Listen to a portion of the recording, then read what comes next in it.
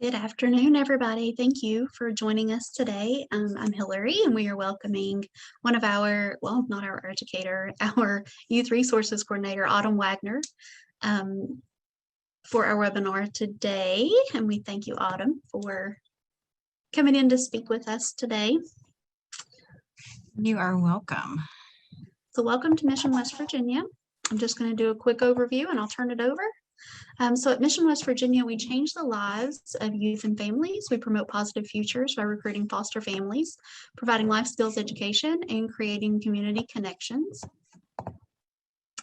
We do that through two programs, the first of which is our Frameworks program, which works to recruit foster and adoptive families. They also do trainings and education and provide support services for those who are doing kinship care. If you're interested in fostering, please give us a call at our office. We'll be glad to talk with you and help you, help guide you through this process. The THINK program, we are in middle schools and high schools in, it says 29 counties. I believe that it's actually 23 counties now, providing effective evidence-based reproductive health care education. And we have provided our classes to more than 100,000 students and adults. Totally across 29 counties in West Virginia over the past 14 years. So the core areas of focus for our program are preventing teen pregnancy, HIV and STI prevention and education, healthy relationship education, positive youth development, and parent and community education. So CEUs, we have applied for CEUs. This is important information for you all. We have applied for CEUs, but I have not received back confirmation yet that those have been approved. I will continue to work on that and hopefully get that information or get that approved for you who are attending today. There is a link at the top of the chat to the evaluation form, and I will post that again towards the end. But if you would also complete the evaluation, that's a critical part of the CEU process for us. But again, I apologize, but as of now, we do not, it is still pending. We do not have approval for CEUs. All right, Autumn, I'm going to hand this over to you. Thank you so much. Welcome, everybody. My name is Autumn Wagner, and I work at Mission West Virginia. So I first just want to thank everyone for joining me today on this topic on eating disorders. I believe that this is it's a really big problem, but it's a problem that I feel is often swept under the rug. So I think it is important that we get this out here so people are aware of what to look out for when it comes to eating disorders. And if yourself or someone you know might be struggling with one, or you suspect someone might be struggling with one, then we'll go over on ways that you can get help. So before I get started, I'm going to be turning my camera off. So I was going to go to the office to do this presentation, but I live out in the middle of nowhere in Calhoun County, and I stayed here because it's flooding. So our internet is, sometimes it's good, sometimes it's not. So I'm going to turn my camera off to conserve some of the Wi-Fi. And if for some reason I do lose Wi-Fi, if you guys could just hang on just for a moment until it gets reconnected, because sometimes it just has a mind of its own. So let me go ahead, shut my camera off, and then I will get my presentation going.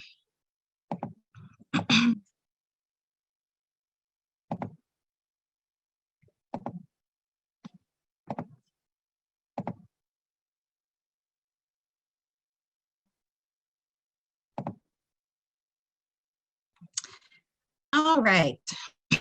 So just a little bit about me. So again, my name is Autumn Wagner. My hometown, I was born and raised in Akron, Ohio. Lived there my whole entire life. Obviously, I put boo there because I despised Akron, Ohio. People there were just rude. Not a big city person. So I moved to Arnoldsburg in 2019, and it's been the best thing ever. I absolutely love West Virginia.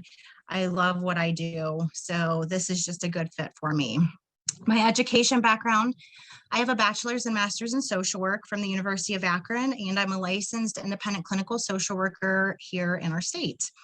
Some of my previous experiences, I've worked with older adults, I've worked in addictions, corrections, mental health, and then before I came to Mission, West Virginia, I was a mental health therapist for adults and adolescents in Ohio.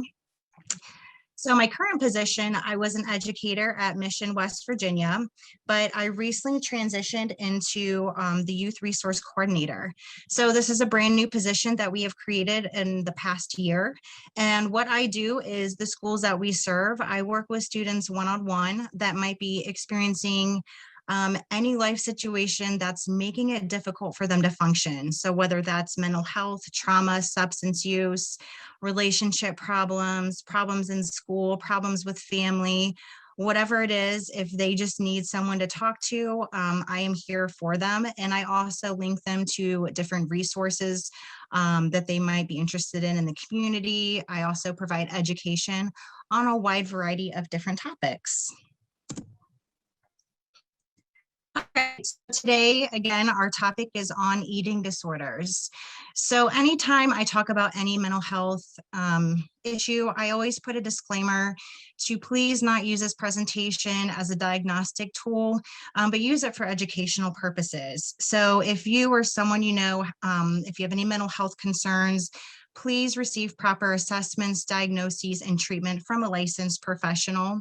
I definitely don't want you to try to diagnose yourself or someone you know with this. But again, this is just a tool to help you maybe keen on some thoughts or ideas of someone that might be dealing with an eating disorder. So when we look at eating disorders, these are behavioral conditions and they are categorized by severe and persistent disturbance in eating behaviors. So a lot of times it can be associated with having distressing thoughts and emotions, and they are very, very serious conditions and it affects the whole person. So it could affect them physically, psychologically, and also their social functioning. Excuse me. So as you can see, we have different types of eating disorders. So we have anorexia nervosa, we have bulimia nervosa, binge eating disorder, orthorexia, avoidant restrictive food intake disorder, other specified feeding and eating disorder, and Pica. So I'm going to go over just a couple of these briefly, but we're going to focus on the first three because the first three eating disorders are the most common. So the other ones, orthorexia. So somebody with orthorexia has an obsession with proper or healthy eating. So they might have compulsive checking of ingredient labels. They might have increased concern of different ingredients. They might cut out specific ingredients, so they may no longer eat carbs, sugar, dairy, meat, etc. You know, and just because somebody does cut those out, it doesn't mean that they have orthorexia. Some people may not eat some of those things for medical reasons. You know, if somebody's lactose intolerant, sometimes they're not going to eat dairy, or for religious reasons, sometimes people don't eat meat. So there are different reasons that somebody might cut out those specific ingredients, but it does not mean that they have orthorexia. People with orthorexia, they often have a diagnosis of obsessive compulsive disorder. So those two kind of go hand in hand. Our next is avoidant restrictive food intake disorder. So this is similar to anorexia, but it does not involve any distress about body shape, size, or there's no fear of gaining weight. It's just people that have this avoidant restrictive food intake disorder, they just don't consume enough calories to grow and develop properly. So there could be some health issues behind that reason that they might have that. But again, it's not because they have a fear or concern of gaining weight or body image. Our other specified feeding and eating disorders. So this is when somebody doesn't meet all the diagnostic criteria to be diagnosed with an actual eating disorder. And then Pica. So Pica is an eating disorder. It's when people eat items that are not thought of as food and they have no significant nutritional value. So some examples could be hair, it could be dirt, it could be paint chips. Again, things that people would not normally consume. Pica often occurs with other mental health disorders that go along with impaired functioning. So somebody that might have an intellectual disability, if somebody is diagnosed with the autism spectrum disorder or schizophrenia, they might have pica. There's also been cases where people that become pregnant, they have pica while they are pregnant. But a lot of times once they do give birth, then those symptoms go away. So some causes when it comes to eating disorders. So eating disorders are super complex conditions, and scientists and researchers are still learning about the big causes behind eating disorders. So although eating disorders all have food and weight issues in common, experts are starting to believe and find out that eating disorders are caused by people that are just attempting to cope with overwhelming feelings and painful emotions. And they're doing this in ways by controlling food. So again, this eventually is going to damage a person's physical and emotional health, their self-esteem, and their sense of control. So one of the causes can be genetics. So sorry, I don't know what happened there. Okay, so genetics can happen with first degree relatives, siblings, or parents. If they have had an eating disorder, then people might be at more risk of developing an eating disorder as well. And genetics goes along with really any mental health issue. It doesn't mean someone's guaranteed to, be diagnosed with that, but they do have a higher risk. Our next one is our environment. So these are really, really huge things. So cultural pressures that idealize a particular body type or place undue pressure on people to achieve these unrealistic standards. And we see a lot of this, especially in social media. A lot of people look up to these influencers and they see people on social media that have these very thin toned physiques, and they say, that's what I want to look like. And so, just seeing that over and over again can put somebody at risk for development of an eating disorder. Peer pressure is also huge, especially when it comes to our youth and our adolescents. So this can be a very powerful force for young people, and pressure can appear in the form of teasing or bullying because of size or weight. And it's not just any youth that might be overweight. I have worked with youth that were underweight, and they didn't have an eating disorder. It's just some people are built differently, but they were being teased about having an eating disorder. And so that started to, put in their head that something was wrong with them. And then they would start binge eating and hoping to trying to gain weight. So it doesn't mean, that only youth that are overweight are being picked on. It's also youth that are underweight. And then also emotional health. So perfectionism, impulsive behavior, difficult relationships, these all can contribute to lowering a person's self-esteem, and it makes them vulnerable to developing an eating disorder. Also, a history of physical or sexual abuse can contribute to the development of an eating disorder as well. So when we take a look at who has eating disorders, a lot of times we think it's just something that happened to young women. And although that is true, eating disorders does not discriminate. So it can happen to anybody, regardless of how old they are, their race, their gender, their sexual orientation, religion, their socioeconomic status. It doesn't matter. But females between the age of 12 to 25 that's when the most frequent onset of symptoms happen.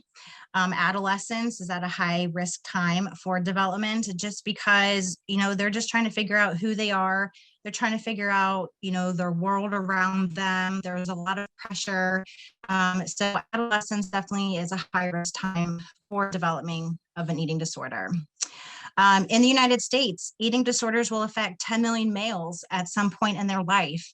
But because of stigma and cultural biases, they're much less likely to seek treatment. Because again, people assume eating disorders is just something that happened to females and not males. They can also impact athletes. So there was a study done on Division I NCAA athletes, and more than 1/3 of female athletes reported attitudes and symptoms placing them at risk for anorexia nervosa. Male athletes are also at risk, especially those competing in sports where they place an emphasis on appearance, size, and weight requirements. Now, when I was in high school, there was a problem with this with the males that were on the wrestling team. So whether they were binge eating or they were binging and purging to make weight requirements for wrestling. But, since it was wrestling, nobody thought it was a big problem. And that always frustrated me. Midlife and beyond. So research is showing that rates of eating disorders and body dissatisfaction are occurring later in life and are on the rise. So again, it's not just something that can happen to young people. People that are in middle age or even older adults are starting to develop eating disorders. And then we have our LGBTQ plus community. So research shows that beginning as early as 12, LGBTQ teens are at higher risk of developing an eating disorder. And a lot of times this could be that either that fear of rejection, or they have been rejected by family or friends or society in general because they are part of the LGBTQ plus. So a few statistics on eating disorders. They can affect at least, or they do affect at least 9% of our population worldwide. 28.8 million Americans will have an eating disorder in their lifetime. Less than 6% of people with eating disorders are medically diagnosed as underweight. And that's really important because a lot of times that's what we're always looking for when it comes to eating disorders. We assume that just because someone has an eating disorder that they're underweight, but that's not the case. And I'll talk about that here shortly. 28 to 74% at risk for eating disorders is through genetic heritability. So again, we have that genetics that plays a really big role in developing of eating disorders. Eating disorders are among the deadliest mental illness, and this is second only to opioid overdoses. 10,200 deaths each year are from the direct result of an eating disorder, so that calculates to 1 death every 52 minutes. About 26% of people with eating disorders will attempt suicide, and the economic cost of eating disorders is $64.7 billion every year. So some statistics on the youth and young adults. There was a study done that was through anad.org. That's Anorexia Nervosa and associated disorders. So they did a study on youth and eating disorders, and this was very, very heartbreaking. But 42% of 1st through 3rd grade girls want to be thinner. 81% of 10-year-old children are afraid of being fat. 46% of 9 to 11-year-olds are sometimes or very often on diets. 35 to 57% of adolescent girls engage in crash dieting, fasting, self-induced vomiting, or the abuse of diet pills or laxatives. And on a college campus survey, 91% of the women admitted to controlling their weight through dieting. So we can see that, this isn't something that can just start in teens or young adults. These kids, young kids, can be on that path to developing an eating disorder just because of the way that they're already thinking about themselves and having that fear of becoming overweight or even being on a diet. So co-occurring disorders and comorbidity. So a lot of times with eating disorders, well, first let me back up. Co-occurring or comorbidity, this is the presence of 2 or more mental health disorders within someone. So people that have been diagnosed with an eating disorder are often diagnosed with some other mental health disorder. So if you have more than one mental health disorder, sometimes one can start before an eating disorder, or it can come after an eating disorder has already begun. So you don't have to have one in order to have an eating disorder, or an eating disorder first and then another one. So they can come at different times. The most common co-occurring disorders that go along with eating disorders, so anxiety and depression and mood disorders are the 2 most common. but also obsessive compulsive disorder, substance use disorder, post-traumatic stress, or any other type of trauma. So NEDA is the National Eating Disorder Association. They did a survey on eating disorders and co-occurring. So out of all the respondents, 56% of respondents with anorexia nervosa also had a second mental health diagnosis. 79% of respondents with binge eating disorder have been diagnosed with a second mental health diagnosis. 95% of those with bulimia nervosa also had another mental health diagnosis. So this one was really big too. So of the respondents with bulimia nervosa, 64% fit the criteria for 3 or more disorders. So you can see that there's a lot going on when somebody is dealing with an eating disorder. We don't have just the eating disorder that we have to worry about and work on, but we also have these other issues that typically are going on. So that's why the recovery process can be very challenging, and it can also take some time. So our first eating disorder, we have anorexia nervosa. Again, this is a potentially life-threatening eating disorder that's characterized by weight loss. So they are lacking the appropriate weight gain in growing children. So they're underweight. They have difficulties maintaining appropriate body weight for their height, age, and stature. They might have a distorted view of their body image. So they could be very underweight, but when they look at themselves, they see themselves as being overweight. People with anorexia generally restrict the number of calories and the types of food they eat. Also with anorexia, some people with this disorder can also have some characteristics of bulimia. So they might exercise compulsively, they might purge with vomiting, or they might use laxatives, and they might binge eat. But they wouldn't necessarily have a diagnosis of anorexia and bulimia. Really, it would be anorexia if that person is underweight for their height, age, and stature. Again, anorexia has the highest mortality of any psychiatric diagnosis other than opioid use disorder. And again, this is a very, very serious condition. So you can see the warning signs and symptoms. These are just emotional and behavioral. So there is a lot going on when it comes to anorexia. So there might be dramatic weight loss. They might dress in layers, especially during the summertime. They might wear long sleeves or long pants, whether to try to hide their weight loss or to stay warm. They might be preoccupied with their weight, food, calories, nutritional things, and dieting. They might refuse to eat certain foods, and that can progress to restricting against whole categories of foods. So there's a little bit of that orthorexia that's going on with that, but again, they're not, they're losing weight.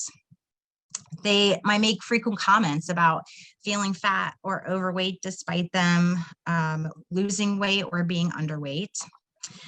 They could have complaints of constipation, abdominal pain. They might feel cold all the time. They might feel tired or have a lack of energy. They might deny feeling hungry. So, they may not have eaten all day, but they keep saying that they're not hungry. They can also develop food rituals. So they might eat foods in certain orders. They might chew excessively. They might rearrange their food on a plate. I know of some people that I've worked with where they will chew the food, but they won't swallow it. They'll actually just spit it out in a cup. They might cook meals for others, but they won't eat themselves. They might feel ineffective, have a strong need for control. They might have inflexible thinking, so they're just kind of all over the place. They consistently make excuses to avoid meal times or situations involving food. So, anytime it's time for breakfast, oh, I'm running late, I need to get to school, or, oh, I already made plans with my friends, I'm not going to be here for dinner. So they're just always making excuses to miss those meal times. They might express a need to burn off calories taken in. Maintain an excessive rigid exercise regimen, regardless of whether or if they're tired or sick or if they've been injured.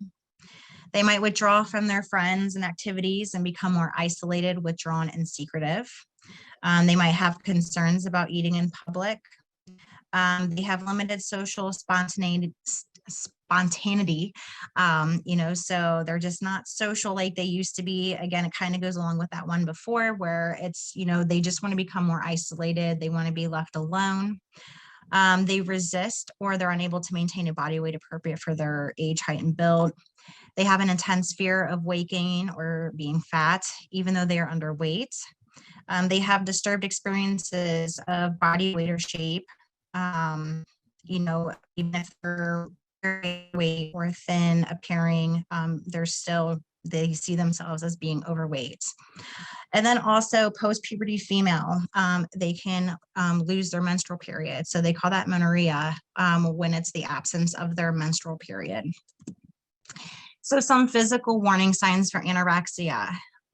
There might be stomach cramps and other gastro complaints, whether it's constipation, acid reflux. And a lot of times that just comes from that lack of eating. So the stomach cramps can come from, having that hunger and when they're not getting that nutrition. And so that can lead to, having that constipation. They might have trouble concentrating. If they go to the doctor and they have blood work done, their lab work could be abnormal. So they could be showing that they're anemic. They could have low thyroid or hormone levels, low potassium, low blood cell counts, and their heart rate might be slower. There's dizziness, fainting, feeling cold all the time, trouble sleeping. A lot of that too comes from hunger. We have, again, the menstrual irregularities. There could be cuts or calluses across the tops of their knuckles, and that is a result from induced vomiting. There's dental problems, such as enamel erosion, cavities, tooth sensitivity. So that could be also not just the induced vomiting, but also when they're not eating and getting that proper nutrition for their teeth, that can also cause dental problems. Dry skin, dry and brittle nails, swelling around the salivary glands, fine hair on body. So they call that lanugo. And basically over time, as they start to lose weight, your body will actually start producing fine hair to try to keep itself warm because the circulation is so poor from not getting that proper nutrition. Thinning of hair on head or dry and brittle hair, cavities or discoloration of teeth from induced vomiting, muscle weakness, yellow skin. So they see this a lot. Carrots seems to be one of the things when it comes to anorexia. People will eat a lot of carrots because it's food, but it's very, very low in calories. So that is why they might have that yellow skin. Their hands and feet could be swelling, or they could be cold all the time or mottled. If they have a wound or a cut, it's not healing properly, or it takes a really long time to heal. And then also impaired immune functioning. So they are getting sick more often. So our next is bulimia nervosa. Again, this is another potentially life-threatening eating disorder. And this is characterized by a cycle of binging, and then also behaviors such as self-induced vomiting. And this is to undo or compensate for the effects of binge eating. So people that have bulimia often feel out of control when binging on very large amounts of food, and they binge in a very short period of time. So they might desperately try to rid themselves of the extra calories, and they might do the forced vomiting or abuse laxatives, or they might exercise excessively. Now, when we talk about bulimia, so when I had mentioned earlier that when we are trying to find or look or have concerns for someone that might have an eating disorder, the first thing we're always looking for is, are they thin? Are they underweight? But people that have bulimia are typically normal weight, or they might even be a little bit overweight. Family members and friends a lot of times don't know that a person has bulimia because they don't appear underweight and because their behaviors are hidden. So, when it comes to eating disorders, this is a very, very secretive disorder that, can be really, really hard to detect just because they typically don't have these behaviors in front of other people. It's something that they do behind closed doors or when they're by themselves. So, oh, goodness, we have a lot of emotional and behavioral signs and symptoms for bulimia. So there might be a disappearance of large amounts of food in a short period of time. So maybe you went grocery shopping and you know that you bought these certain snacks and within a day or two, they're completely gone. You might also find a lot of empty wrappers or containers. A lot of times they might try to hide it under their mattress or somewhere in their room, just so it doesn't show evidence that they have consumed all of that food. There could be evidence of purging behaviors, including frequent trips to the bathroom, especially after meals. There could be signs and or smells of vomiting, again, presence of wrappers or packages of laxatives, diuretics, or also food. They might appear uncomfortable eating around others. They can develop food rituals just like an anorexia. So they might only eat a particular food. They might do excessive chewing. They don't like to allow their foods to touch. They'll only eat certain things. They might skip meals or take small portions of food at regular meals. Disappear after eating, again, often to the bathroom. They might have a new practice with food or fad diets that they haven't had before. So this could be cutting out of entire food groups, whether that's sugar, carbs, dairy, or if they become a vegetarian or they've gone vegan. They might have fear of eating in public with others. They might steal or hoard food in strange places. They might drink excessive amounts of water or any beverages that contain no calories. They might use excessive amounts of mouthwash, mints, and gum, and that is from the purging. They might hide their body with baggy clothes. They might maintains an excessive or rigid exercise regimen. So again, that's just like an anorexia. They might have unusual swelling of the cheeks or jaw area, and that is typically brought on from induced vomiting. They might have calluses on the back of their hands and knuckles from vomiting. Their teeth might be discolored or stained. They create a lifestyle or schedule or rituals to make time for binge and purge sessions because those sessions are very, very important to them. So they're going to make sure that they are able to work around whatever schedule they have and also not make it look suspicious. They can withdraw from friends and activities. They might look bloated from fluid retention. They might frequently diet. They have extreme concern with their body weight and shape, constantly checking in the mirror for flaws of their appearance. They have secret recurring episodes of binge eating. They feel lack of control over their ability to stop eating. And then also one of the big ones, they purge after a binge, whether that's self-induced vomiting, if they're using laxatives or diet pills or diuretics. Maybe they exercise all the time or they might fast. And then also there is mood swings. So some of the physical, there's a noticeable fluctuation in weight. So somebody that has bulimia is not always going to be underweight. Typically they maintain a normal weight or they might be a little overweight. So again, but the weight could be up and down, but typically it's within normal weight range or a little bit overweight. There's obviously going to be some stomach issues, other gastro issues. And again, that's just from, the binge eating and also whether it's the vomiting or if it's the abuse of diuretics or laxatives. Troubles concentrating, again, lab results, they could show abnormal readings, just like an anorexia. Dizziness, fainting, feeling cold all the time, sleep problems, cuts and calluses, from vomiting, dental problems such as the enamel erosion, cavities and teeth sensitivity, dry skin, dry and brittle nails, swelling around the salivary glands, fine hair on the body, thinning of hair on head, dry and brittle hair, muscle weakness, yellow skin. So really all of these are very similar when it comes to anorexia. But many people with bulimia also struggle with some co-occurring conditions. So they might engage in self-injury. So self-injury would be cutting and other forms of self-harm without actually wanting to complete suicide. So they might cut themselves, they might burn themselves, they might, hit themselves.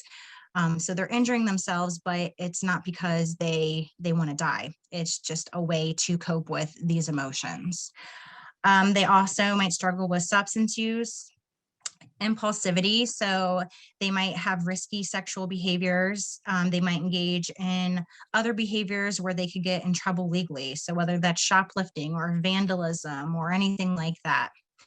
And then we have diabulimia. So I actually worked with a patient that had diabulimia.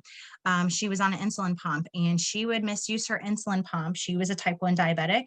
And basically she would misuse that insulin. And so she knew if she did a certain amount of insulin or she didn't, her blood sugar would go to a certain level and that would, it would make her vomit.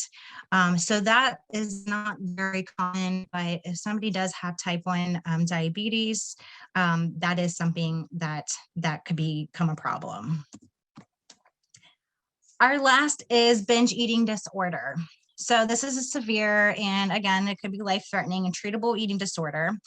And so this is characterized by having these recurrent episodes of eating large quantities of food. And it's often really fast and to the point of where somebody is just very uncomfortable.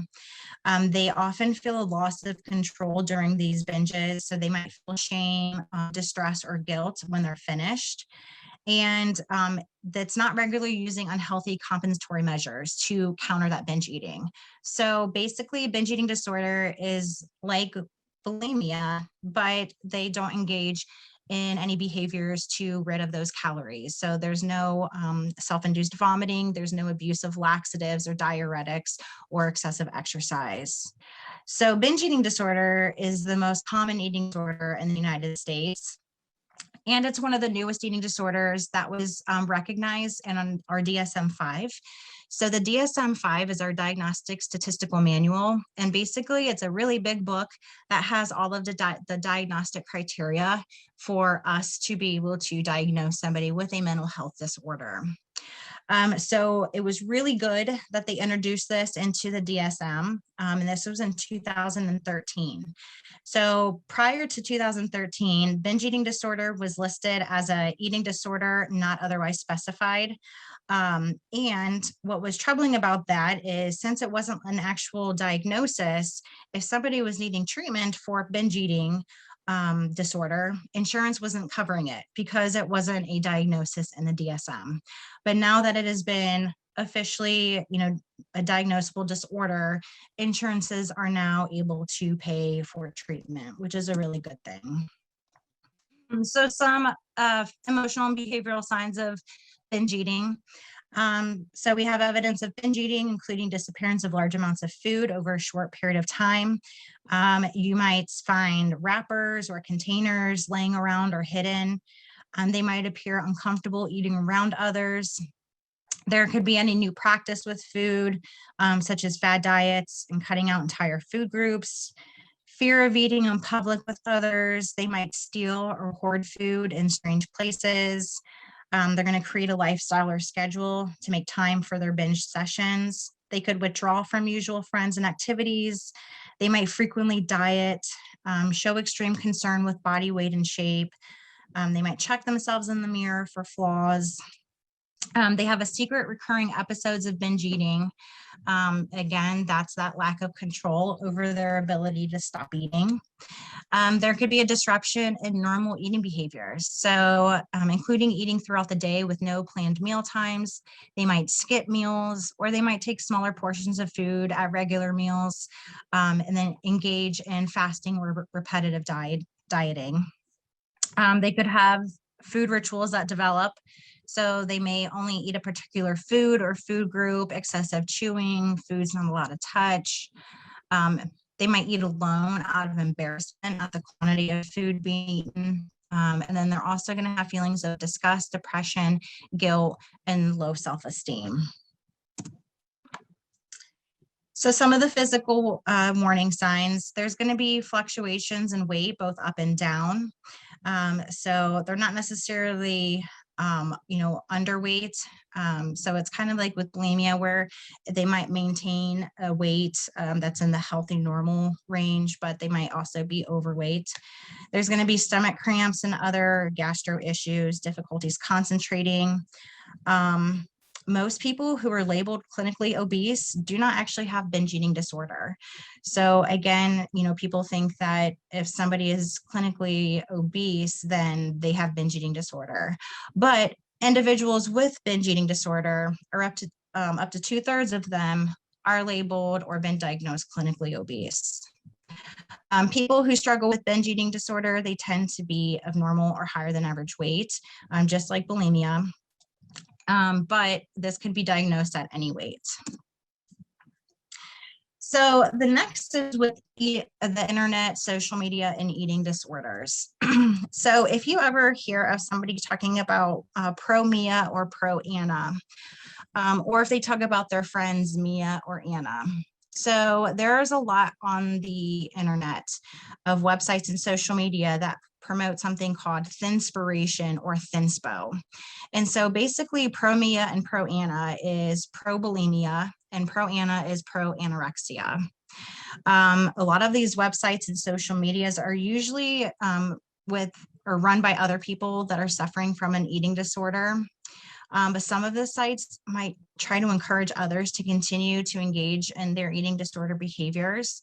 They might also provide them tricks or tips on how to hide their eating disorder or, better ways to self-induce vomiting. They might post pictures of people that have an eating disorder and use that as their quote unquote thinspiration.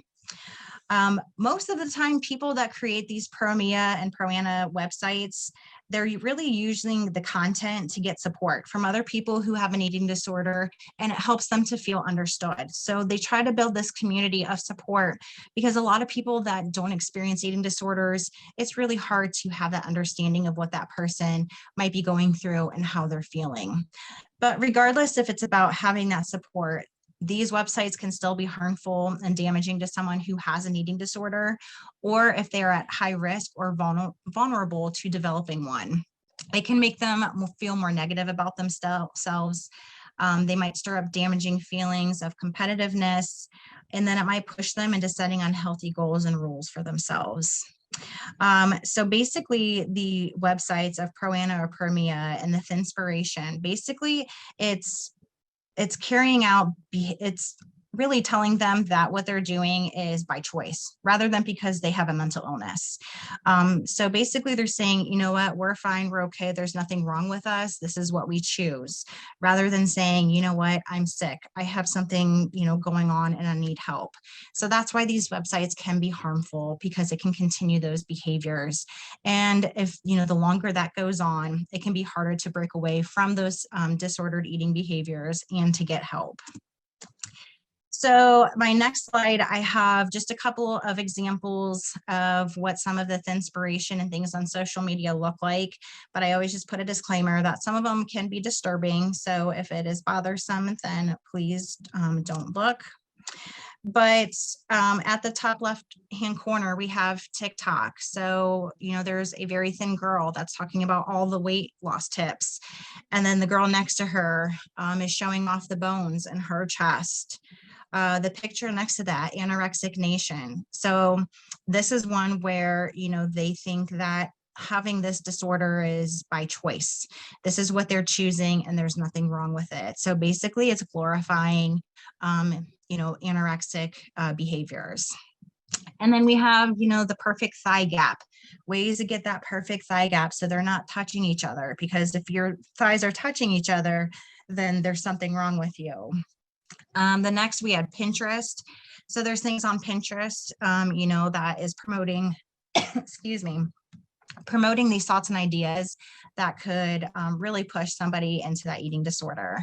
So nothing tastes as good as skinny feels. You want to binge, keep telling yourself later, soon enough that later turns into never. Um, Being asked, did you lose weight? This is what I look forward to. This is such a great feeling when somebody tells me or asks me if I've lost weight. Um, so again, excuse me, these images and these sayings are really promoting some of these behaviors. And then of course, the Instagram one. So there was a person that created this account. It was Anorexic Bones, where people could just post pictures of themselves that were dealing with anorexia, basically just showing what they look like and showing how thin and how small they are. So it's always important to make sure that you are monitoring the internet and social media usage when it comes to youth, because this stuff is out there. And as much as we can report it, we can report one site, and within that minute, there's going to be 100 new sites or more videos or pictures that are being posted. So it's still good to report it, but also make sure you're just monitoring that.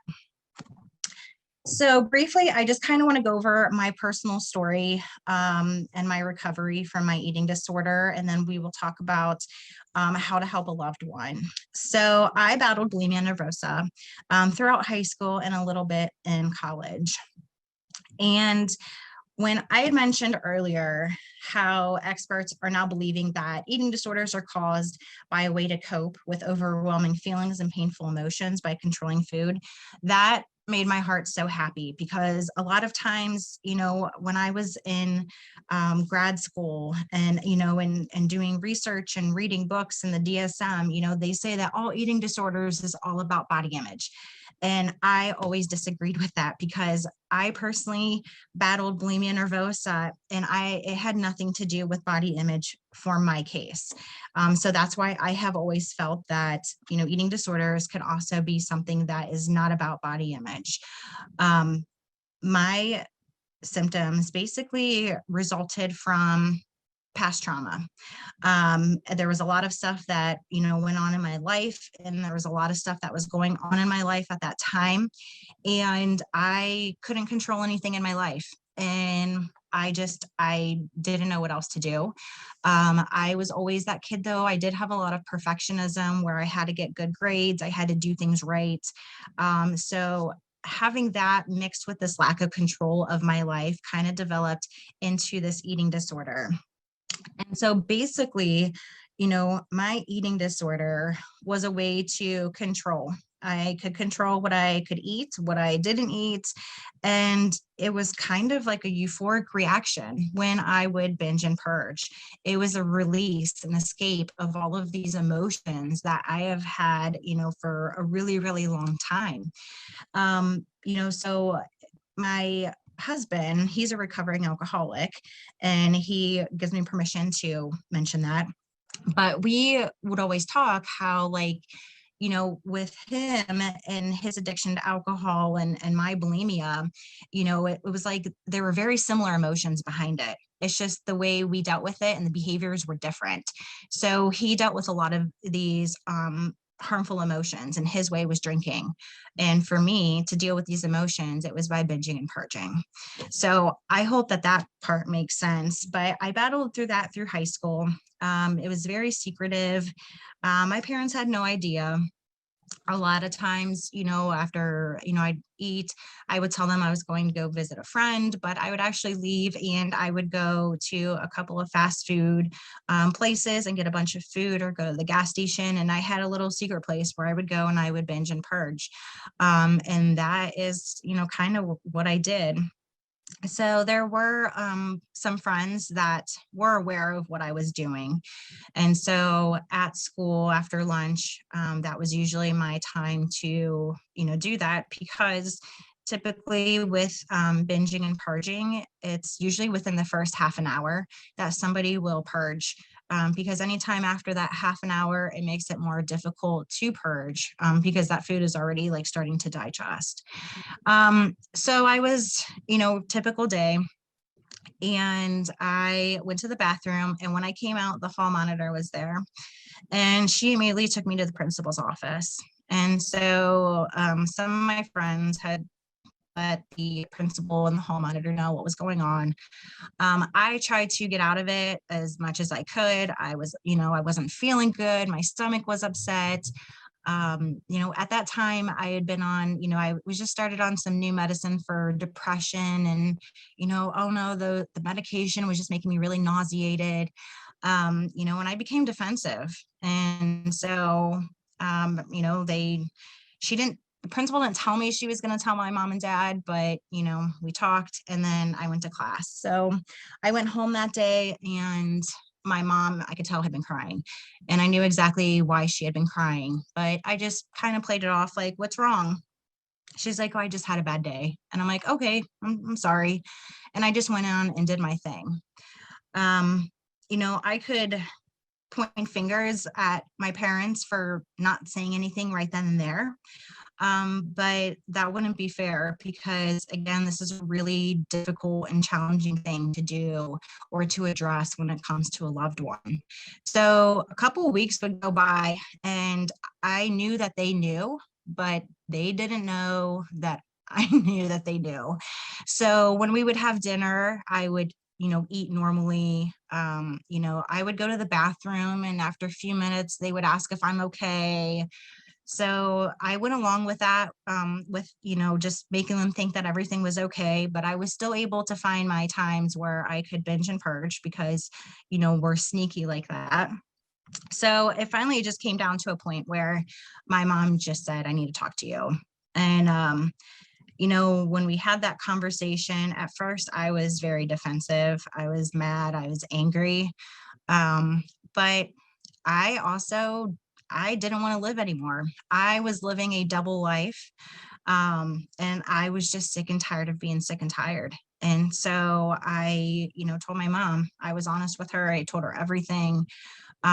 Still not very happy, but at that point, then I had to go to the hospital, and I was there for almost a month. So I struggled when I was at the hospital. Um, Again, I was very angry, because there were a lot of things in my life I couldn't control. And the one thing I could control, the one thing that made me feel better, now somebody was trying to take that away from me.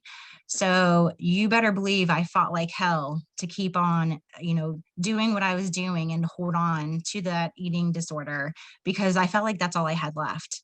So it was difficult, and it was challenging. And the other thing too is, when I went to the hospital, they weren't equipped to deal with, specific mental health issues. So basically my treatment was a cookie cutter treatment for other people that were there for self-injury, for schizophrenia, for borderline personality disorder. So, the treatment that we were doing was very cookie cutter. And when it comes to mental health, treatment is not cookie cutter. Everything, is very individualized. So I got through that next month as best as I could. I tried to just say, try to make them think that I was doing better. I was telling them what I thought that they wanted to hear, and I got to go home. But it wasn't shortly after I got home that I continued my struggle, because I didn't receive the proper treatment. So I finally just decided to start into counseling and talking with somebody that specialized, in eating disorders. And the thing is, if when it comes to an eating disorder, if they have other mental health issues, like say trauma, so you can work on that eating disorder, but if you're not addressing that trauma or those other issues, it's going to be really hard for them to recover from that eating disorder. So, basically you have to work on everything, in order to get better. And the other thing too is we call it a recovery, just like somebody that has struggled with substance use disorder. When it comes to mental health, there's no cure. There's no cure for an eating disorder. There's no cure for mental health issues or substance use. It's a recovery process. It's something that you have to take on a day-by-day basis. Otherwise, you might be doing good the next day, but tomorrow could be a whole different ball game. So that's just in a nutshell, a quick story, of my personal experience with an eating disorder, and why I like to share that, because, when I got out of the hospital, I was homeschooled for a little bit, and the people that I thought were my friends were no longer there for me. They spread rumors about me, said I was, tied down in a hospital bed and medicated because I was going quote unquote crazy. And so I was looked at that as I was the crazy girl. And so it was tough and it was challenging. But after graduation, when I would run into people I went into high school with, I can't tell you how many of them talked about how they also battled an eating disorder in high school. But again, it's such a secret thing that we keep that you would never know. So that's why it's important that we get that word out and we talk about these things, because it is a real issue. But the other good thing is that recovery is possible. So when helping a loved one, friends and family are often key in encouraging a loved one with an eating disorder to get help. But again, like I said, people that are going through eating disorders, they have a really hard time seeking help. Again, it's because you're taking the one thing away from them that makes them feel better, the one thing they can control. But family and friends play an important role in identifying some of the symptoms and encouraging them to get help.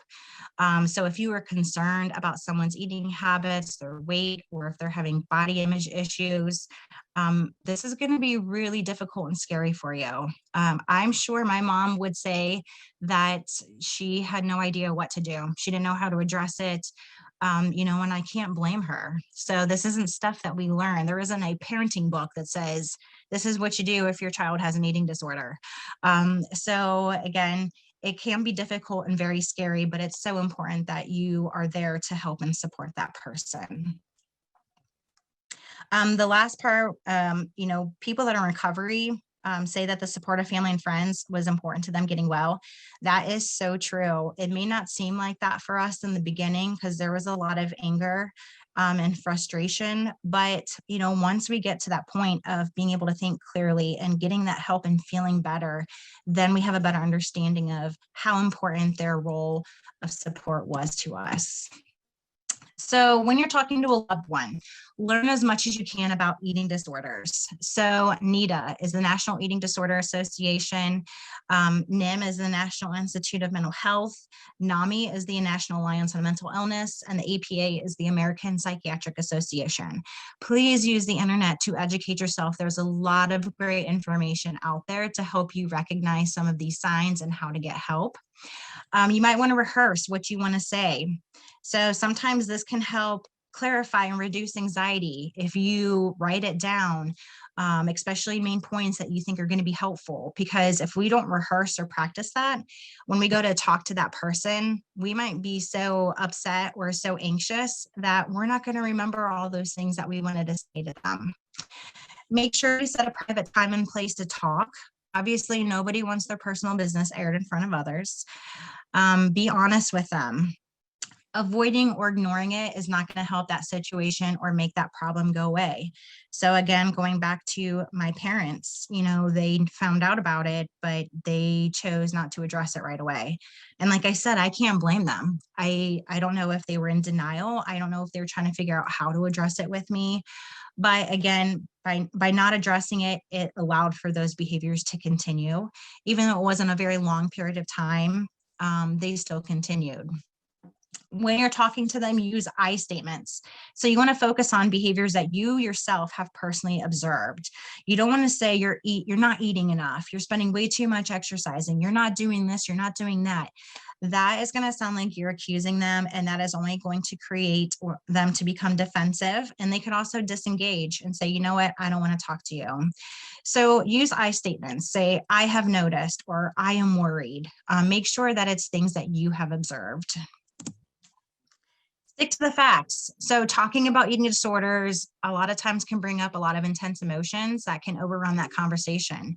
Again, going back to my story. So basically, my mom, brought up the fact about, her being called by the principal, and it just brought up, it was like word vomit. I just brought up all these intense emotions, and, I was telling her that I hate waking up knowing I had to live through another day. I didn't want to live anymore.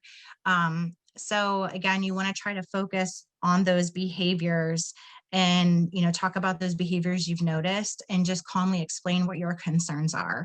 Now, of course, if somebody is expressing thoughts and having plans of wanting to end their life, then you wouldn't say, well, we'll talk about that later. Let's talk about your eating, disordered eating habits right now.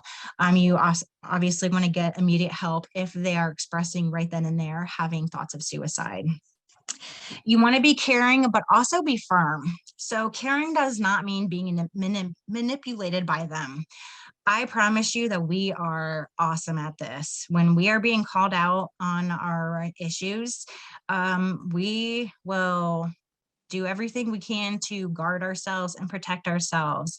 So we will tell them that it's not really a big issue, or, they're lying, that's not happening. But the person that is dealing with an eating disorder, they need to be responsible for their actions and their possible consequences. You also want to avoid making rules, promises, or compromises. So don't say, I promise not to tell anyone, or if you do this one more time, I'm going to, ground you, or I'm going to cut you out of my life. But also don't make any compromises from the other person that is dealing with the eating disorder. So another one is, and I'm pretty sure I said this to the hall monitor, like, I promise I won't do this anymore. Just don't tell my mom and dad. Don't give into those compromises. We're just finding ways to get out so we can continue these behaviors. You also want to remove possible stigma. So remind them there is no shame regarding mental health issues. Millions of people are diagnosed with a mental health issue and also eating disorders, and that they do recover. Avoid overly simplistic solutions. I always love people who are just like, well, just stop, just eat, or just don't feel sad anymore. That is not helpful, and that's going to leave them feeling misunderstood and angry. And again, they may disengage from you in that conversation. Be prepared for negative reactions. I had mentioned this before. Some may become very angry, or they might insist that you are the one with the problem. So they're going to play that reverse psychology, or they might try to minimize their problems and their concerns. And you know what? As much as we may get upset, these are completely normal responses when you're talking to someone about their eating disorder. So just reiterate your concerns and let them know you care, and leave that conversation open. And again, if there's silence in that conversation, then just sit in the silence, because sometimes, their mind is going a million miles per hour and they just need to collect their thoughts before they might start talking. Encourage them to seek professional help. When it comes to eating disorders, most people require professional help in order to get better.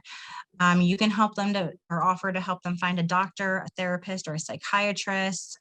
You may offer to go with them, to their appointments. But getting timely and effective treatment dramatically increases the person's chance for recovery. So the longer that they don't get into treatment, the more challenging that recovery is going to be. Make sure you're also telling someone. Never promise to keep their eating disorder secret. Get help right away. Get support from friends and family. This process can also bring up a lot of emotional stress for yourself. So that's why it's important to get support from friends and family, or you might also want to talk to a therapist just to get some of these emotions out, because it is very emotionally overwhelming, not just for the person dealing with the eating disorder, but the person or the loved one that is going through it with them. So one thing is to remember that mental health is a recovery process. There is no cure. And that is so important, because a lot of times we try to rush these things, but it is important to remember that this is a recovery process and it is going to take time. So just be patient with yourself and with your loved one. So the emergency, if you suspect a medical or a psychiatric emergency, so if there's been threats of suicide or medical complications from an eating disorder behaviors, such as fainting or heart arrhythmias, if they're having seizures, then please seek medical attention right away and call 911. Recovery is real. Help is available. People often notice that a loved one or a friend is changing their eating behaviors or their attitudes toward food, towards weight, towards their size, towards themselves. It's really important to express your concerns about this in a loving and caring, supportive way. But also it's important not to wait too long, because the longer an individual is walking into the path of the eating disorder, the more physical and emotional consequences they'll need to face. Learn about eating disorders so you will recognize the signs when you see them and know the difference between myths and facts. Set aside some time to have a private conversation with your loved one and voice your concerns in a way that is honest and sympathetic. Remind your friend and your loved one that you care about them and you just want them to be healthy and happy. Be prepared for a difficult conversation. Someone who's struggling with an eating disorder is already scared, and it's extremely difficult for them to hear this kind of conversation. So when you do it with love and attention to their needs, not yours. Share your own difficult experiences and painful emotions. It can be really important for them to know that they're not alone and that there's nothing wrong with them for struggling. Don't give advice about weight loss, exercise, or appearance. Avoid placing shame, blame, or guilt on your friend regarding their actions or attitude. Don't oversimplify.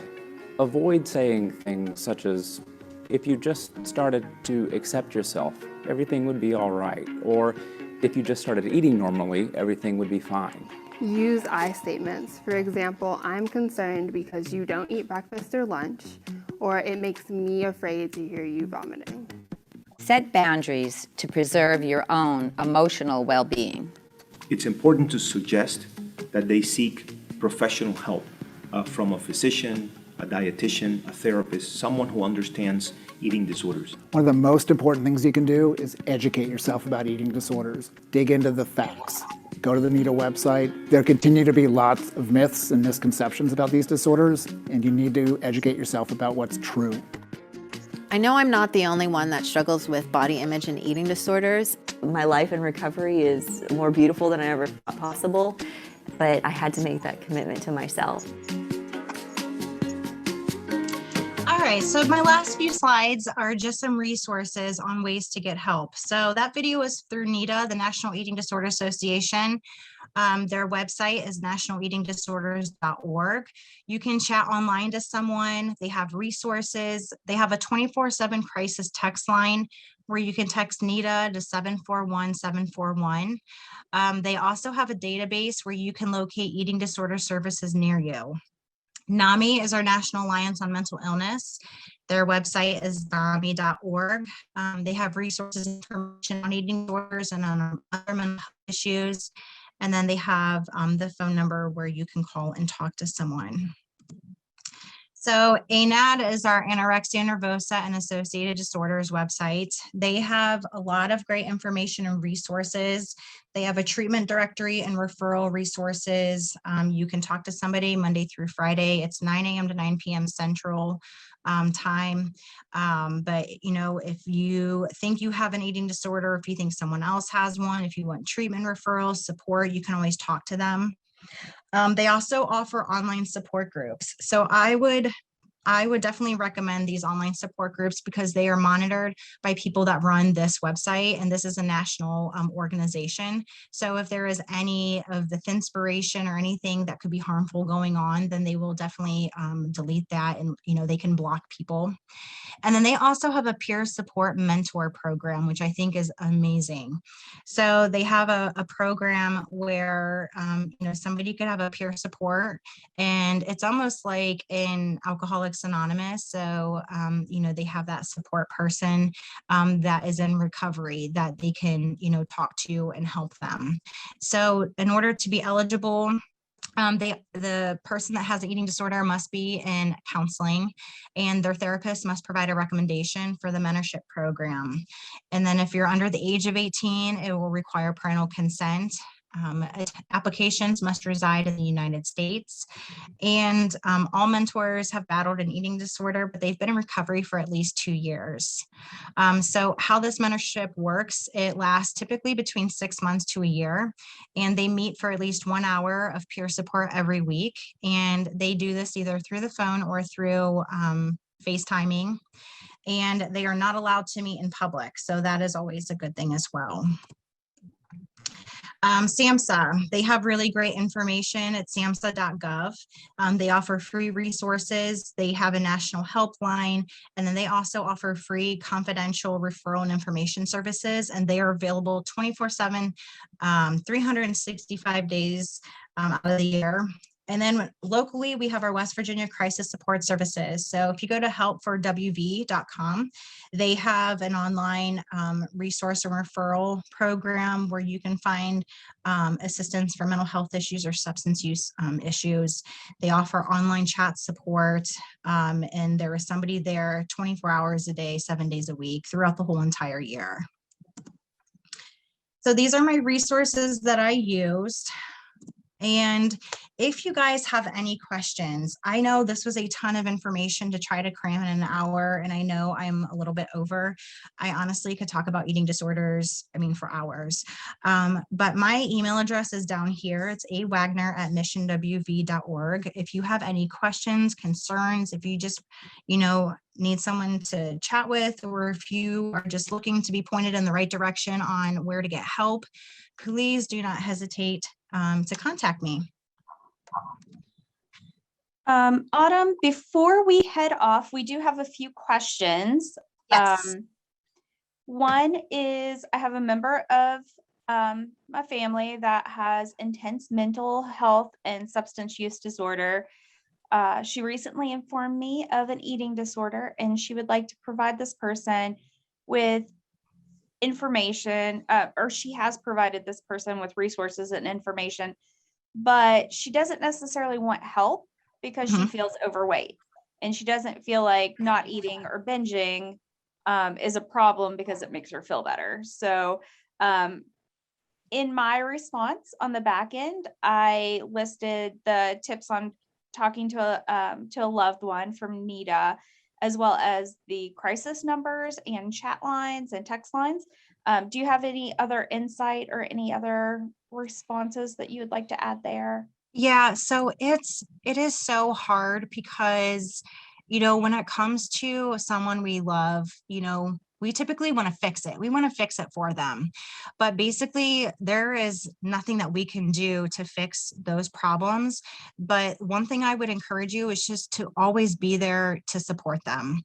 Because sometimes it might take some time for someone to kind of hit their rock bottom, so to speak, in order to reach for help.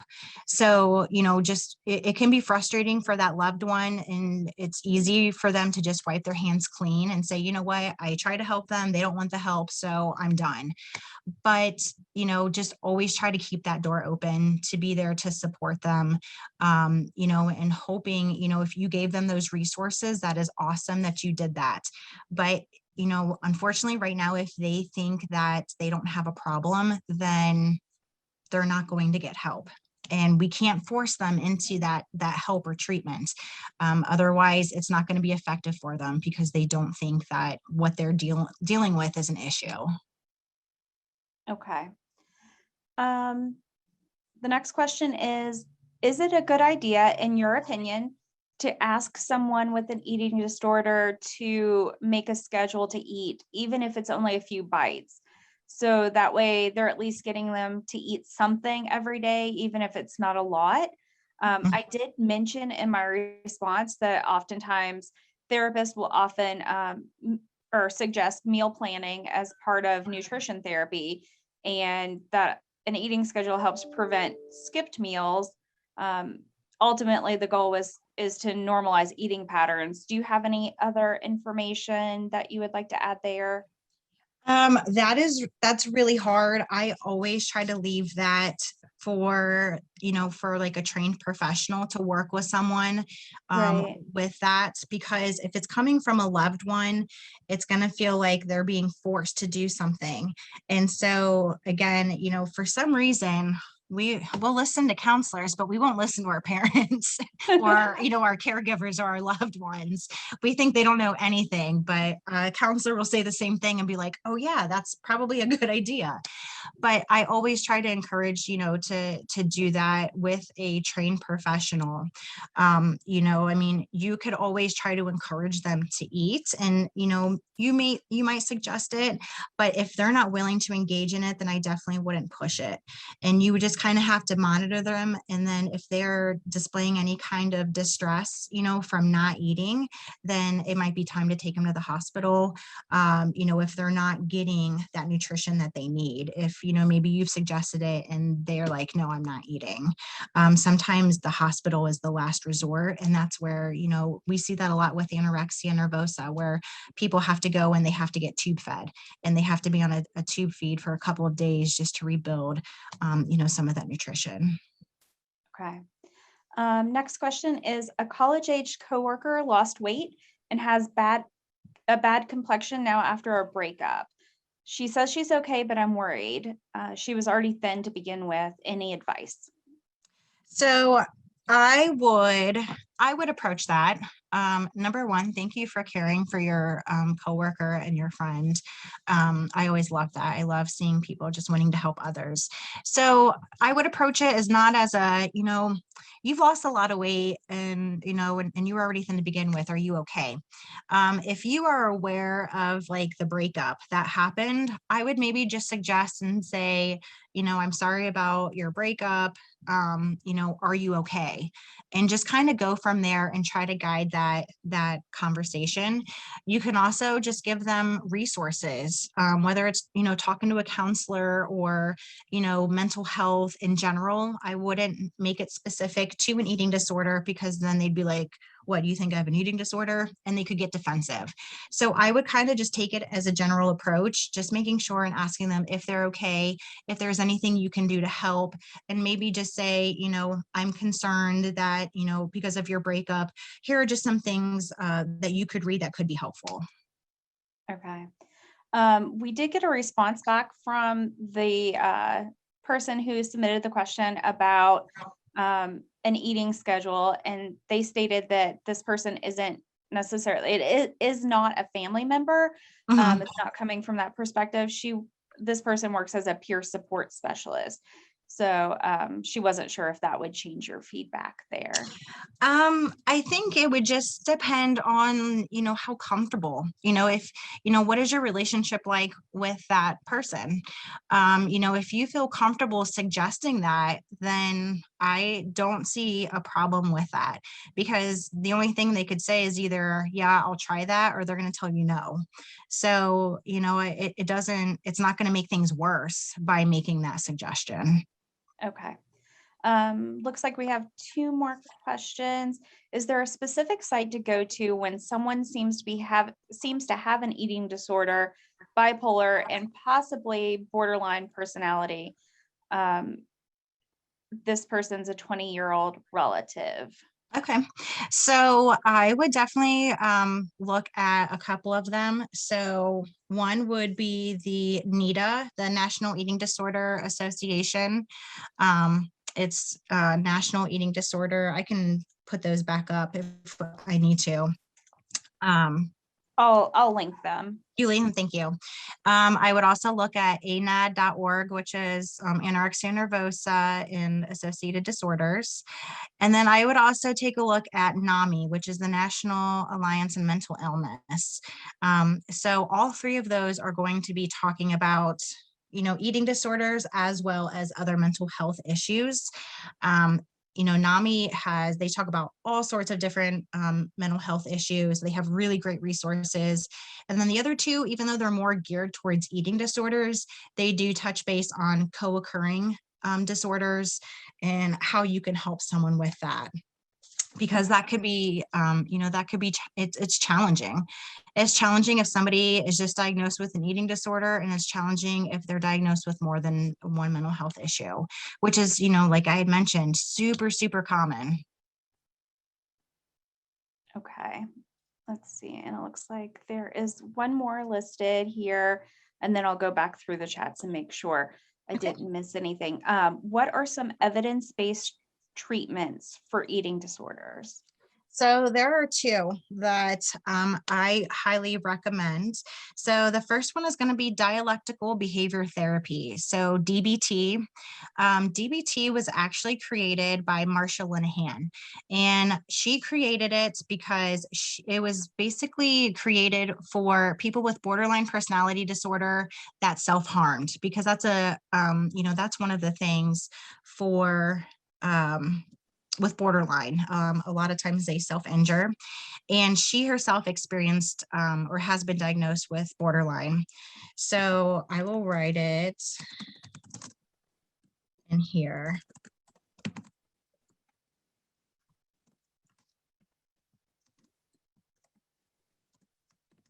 There we go. So I put it in the chat. So DBT has 4 different sections, and basically what these 4 sections are, it's about dealing with our emotions and how to handle them. And so there's different ones where it's about, there's one about when we're in a crisis situation, our emotions are all over the place. So there's different skills and tools that they use in dialectical behavior therapy. And even though it was created for borderline personality disorder, they have found that DBT is highly effective for pretty much every mental health issue. So it's really allowing us to be able to focus and create that balance with our emotions. Because if we look at any mental health issue, a lot of times it's our emotions have gone into overdrive. So DBT has all these different skills and resources that people can use to kind of bring back on their emotions and be able to have that healthy balance. The other therapy would be cognitive behavior therapy, or CBT. So really, cognitive behavior therapy really focuses on our thoughts and the way we think about things. So a lot of times with mental health, especially eating disorders, we are in our heads all the time. So we are always overthinking things. We have negative thinking all the time. So our thinking patterns are very unhealthy and unhelpful and can definitely feed into our disorder. So CBT helps people to break down their thinking habits and to challenge their negative thinking habits and turning them into something that's not necessarily more positive, but more realistic. So CBT, I'll put that in here.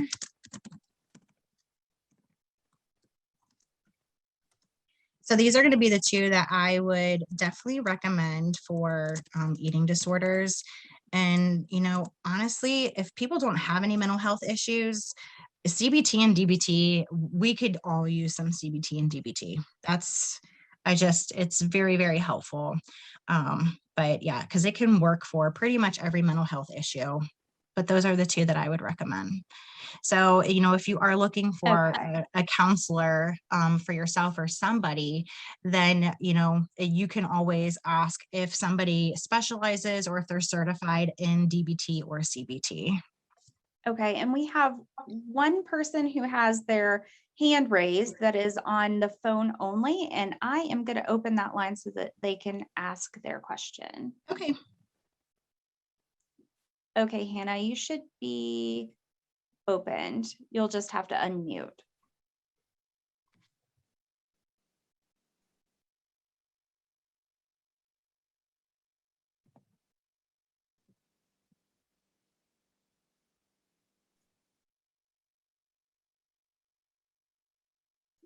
Okay.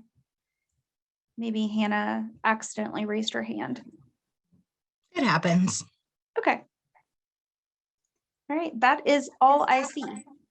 Perfect. So I'm going to go ahead and just type in my email address in the chat box. So if anybody has any questions, if you didn't feel comfortable asking on here, please do not hesitate to send me an email.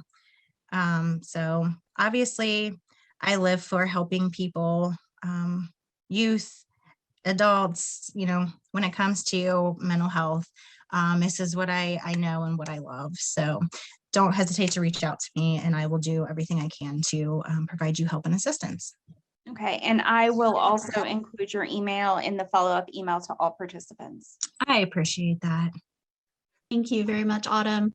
I just wanted to do a quick reminder to everyone that we, as of now, do not have CEU credits for this session, but we are working on getting that resolved. It's still pending. So hang in there with me and I'll try to get that fixed for everyone.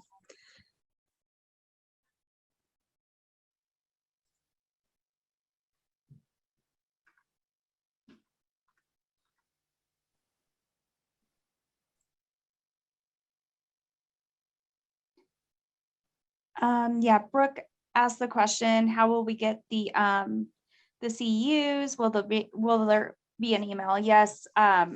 This is Becky. I will send out an email later this week with a completion certificate link and a link to the recording. And as soon as Hillary gets back the information on the CEUs, we will send out an email about that as well.